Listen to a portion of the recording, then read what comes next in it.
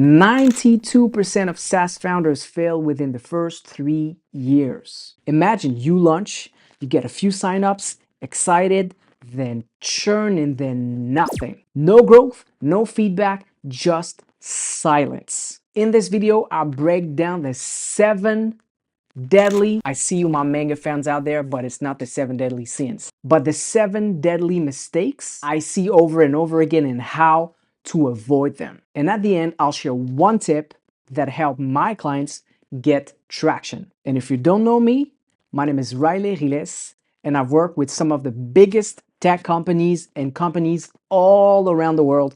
I've also spent about a decade in the startup world helping first-time SaaS or service founders go from zero to a business and scaling it without wasting time building things nobody wants. So number one is skipping early validation. This is the classic mistake I see over and over again. People don't talk to their ideal customers. They don't talk to their ideal users for a couple of reasons, but the main ones I've noticed is they think they know the user, and so they think they can just shortcut the process. And then they end up realizing when they shipped, people they thought of are not actually the one they could use a solution, or that's not actually how they behave.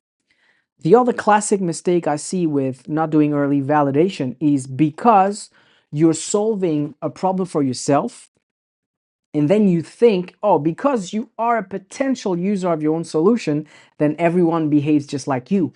And that's a terrible mistake. Look at it as a shoe, for example. Let's say you want to buy sneakers. Your foot size is not your neighbor's foot size.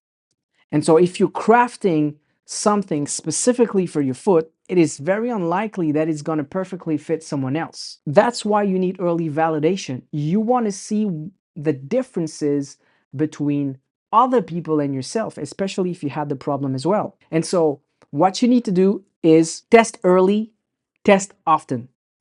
If you can even test something you haven't built yet, that's amazing. And there are very, very easy ways to do that that will give you result, but test early and test often. That's mistake number one.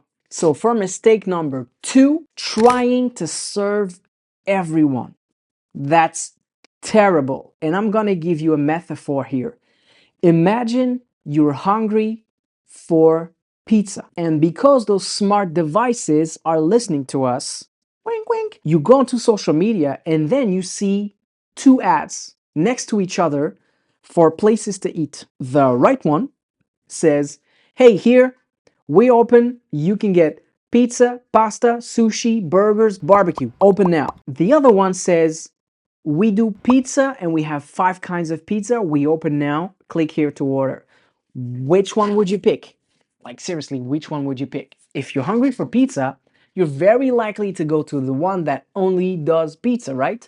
Because you would just think, well, if they're doing all these things, how can they be amazing at all these things? That doesn't make any sense. It's like the Swiss knife. It has so many different blades, but are they really the best?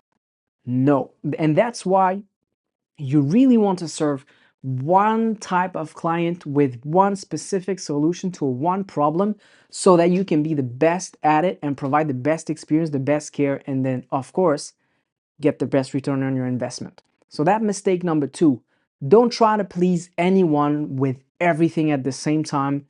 You'll actually get the opposite effect. Mistake number three, underpricing your SaaS or offering too many discounts. It's like you just giving it all away. I've seen a lot of startups doing this mistake, and look at the luxury industry, for example. Have you ever seen one of those big luxury brands giving away discounts? That will be strange, right? Because if you're buying a luxury product, then having a discount will sort of diminish its value, right? And so if you're constantly giving away discounts or lowering your price, people will start to lose a little bit faith in your product.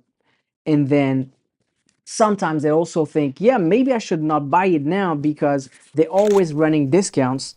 So let me just wait for one. And so the other thing is, if you're competing on price, then you're taking away the value you're taking out the value in the equation. And this is where you really want to compete. You want to compete on value.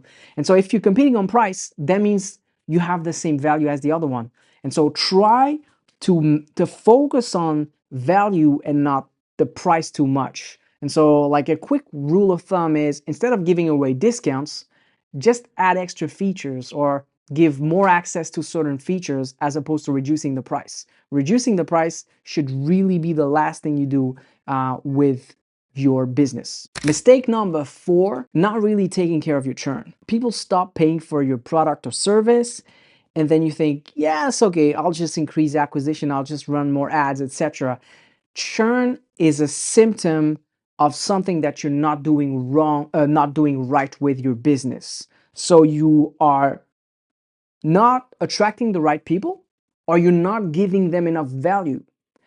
And so if you're just saying, okay, that's okay, we'll just maximize, we'll just increase marketing and acquisition, that means you've understood, you've seen that you had a leaky bucket, and you're just saying, okay, that's okay, we'll just pour more water into it. The problem with this is that once you're going to start to activate the scale leverages, those leaks will scale as well. And so you'll lose more and more money because of that. And a lot of startups were not paying attention to this and opened all the leverages to start shipping to everyone.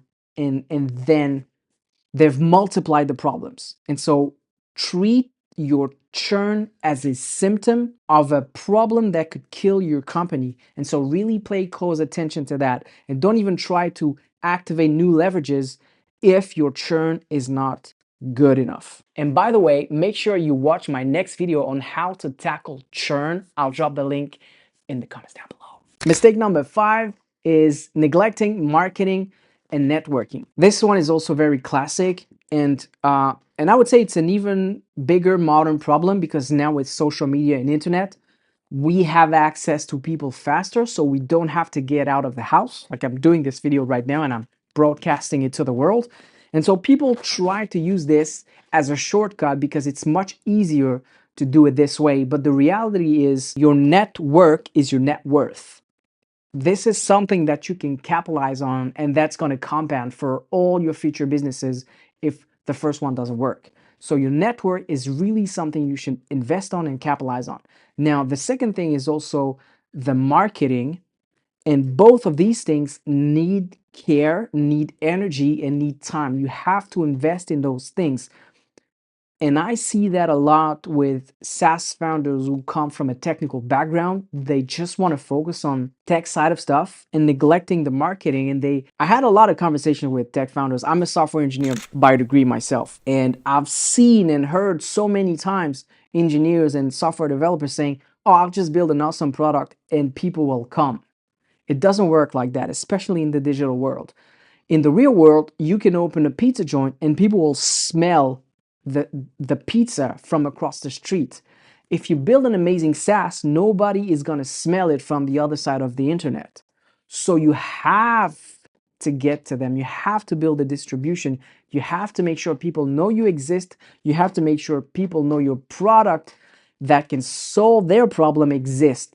And for that, there is no other way than doing marketing and leveraging your network. So really pay attention to that and invest in that. Mistake number 6, not managing your cash flow and your runway properly. The deadliest of all. And I've seen it even like last month. Let's just be clear.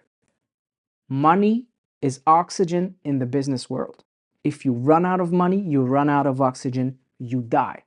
I had a founder in a consulting call last time. He had a 20K MRR business and he was 60K in debt. Game over. So make sure you monitor really closely the money that's coming in, the money that's coming out, and that you're building a mattress for the rainy days. It's essential. I cannot emphasize enough on this. If you run out of cash, you run out of your oxygen for your business, and it's game over. Last one, the 7th deadliest mistake, overbuilding features.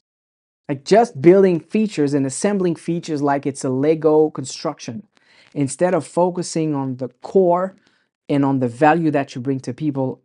And this one is interesting because it's also a bit of a personal story. I built a medtech startup with a doctor in France. He was blocking the shipping of the product because he was constantly telling us, guys, we have the perfect product. It's just missing that thing. And we would build that thing and they would come back and say, it's amazing. Oh, we have nearly the perfect product, but now it's missing that thing. 6 months passed and we never shipped it. I left the company and I checked 3 years later, they still never shipped anything. So constantly running out after a feature is a rabbit hole and will just kill your startup by, it's like cooking it slowly. It's like slow cooking things. So really focus on the core value. Are you solving a problem? How good are you solving a problem? And get the solution out there. It's not about you. It's not a piece of art. It's about solving someone's problem. If a pen can solve someone's problem, don't build a castle. So focus on that. What are the essentials that solve people's problem and then get it out there? And especially in the software world, you can update.